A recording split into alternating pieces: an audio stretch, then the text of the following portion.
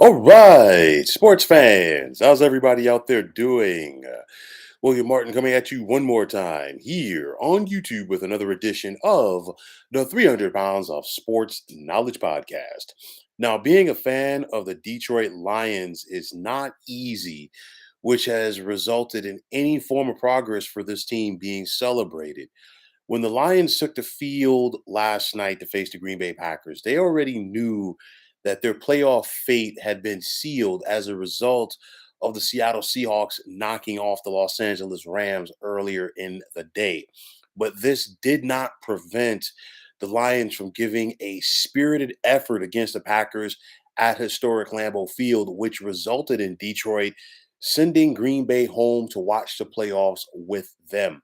However, even though that the final results were not what Detroit was hoping for, they can take some solace in knowing that they clinched their first winning season since 2017. And also in doing so, this marks the third time since 2017 that the Lions have swept the Packers in the season series.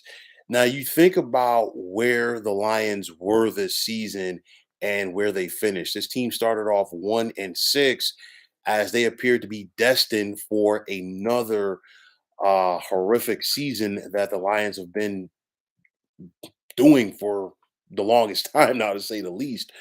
But nonetheless, you think about it, they got started on the winning track with a 15-9 win at home over Green Bay in week number 9, and then the wins just kept coming back, coming down the pike, if you will.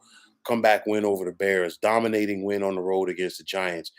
The hiccup against the Buffalo Bills on Thanksgiving Day, and the Lions had their opportunities to steal that game from the Bills, if you will, but then blowing out Jacksonville, taking care of business, handling the Minnesota Vikings at home, coming back on the road against the Jets, and that loss against the Carolina Panthers. The Lions had their opportunities, and the turnover bug got them in that one, and that really, hindered them. But then blowing out the Bears last week, and then of course finishing off strong last night in Lambeau against the Green Bay Packers.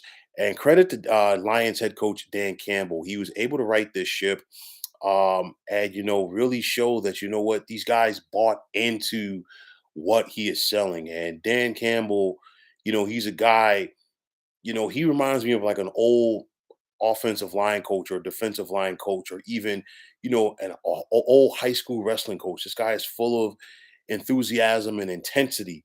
And you look at the way that the Lions play, and they feed off of what and who Dan Campbell is. I think we saw that Jared Goff looks like he's going to be the answer long term at quarterback for the Lions. And of course, it was questionable when the Lions made the trade with the Rams and they got Jared Goff while sending Matt Stafford to the Rams. And then, of course, Stafford helping the Rams win the title last year. That just raised more eyebrows from Lions fans. But nonetheless, Jared Goff just put together one of his better seasons of his NFL career. The Lions also look like they have a running game now with Jamal Williams, the former Packer, and DeAndre Swift. And if they Lions can keep them going, they have something for the next couple of years. We saw this team go out there and get Amon St. Brown in free agency, and then they did raise some eyebrows by taking Jamison Williams in the NFL draft is due to the fact that he had just injured his knee while playing at Alabama last year. But Williams came back late in this season and was a big time impact for this offense. And I think he's only going to be a bigger impact going forward now that he gets his legs under him, as well as, getting the reps and getting a full training camp for this off season. But Detroit definitely has a fix the defense. The defense improved as the season went along, but the Lions still have to be a work in progress. We know about Aiden Hutchinson, who was the second overall pick in last year's NFL draft. Maybe, just maybe, because the Lions do own the sixth overall pick, not theirs, but their property of the Los Angeles Rams. That is now property of the Lions due to the Matt Stafford trade. Maybe a guy like Will Anderson falls to the Lions there at number 6 in the draft. Maybe. Okay. And just for the sake of argument, you have two of the better edge rushers from a couple of years ago in college football now on each side, in Aiden Hutchinson and Will Anderson potentially, but nonetheless, the Lions got to get better on that side of the ball if they're going to take that next step. They have the sixth overall pick, which is, they got from the Rams, but then also their own pick, which is going to be number 18. So the Lions have a good opportunity in front of them to find some more impact players and build as they look to be a playoff team next season. And this is going to be a very important offseason for the Lions. And I say that from the standpoint this team showed a lot of progress and a lot of improvement this season. The expectations were not there for this Lions team coming into the season, especially since they went 3-13-1 in 2021. Now you're 9-8 and you are on the cusp of making the postseason.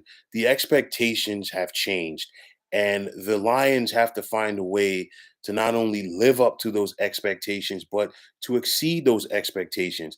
And now it's a difference because people are going to expect you to be in playoff contention next year, and they have to find a way to take that next step. And taking that next step, you got to win the games that you're expected to win, and then you got to show that you're the real deal when you're playing the better competition. And of course, being that the Lions finished second to the Vikings in this division, they're also going to get a second place schedule next season, which means more than likely tougher competition. So, how will this Lions team be up for that challenge? We've got to wait and see.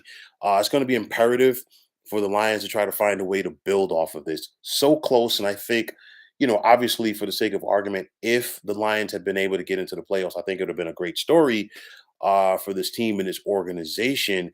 But the Lions would have been a team that I felt like they would have been playing with house money because they have nothing to lose. But nonetheless, tremendous season for the Lions coming from where they came from. And again, I cannot harp on this enough.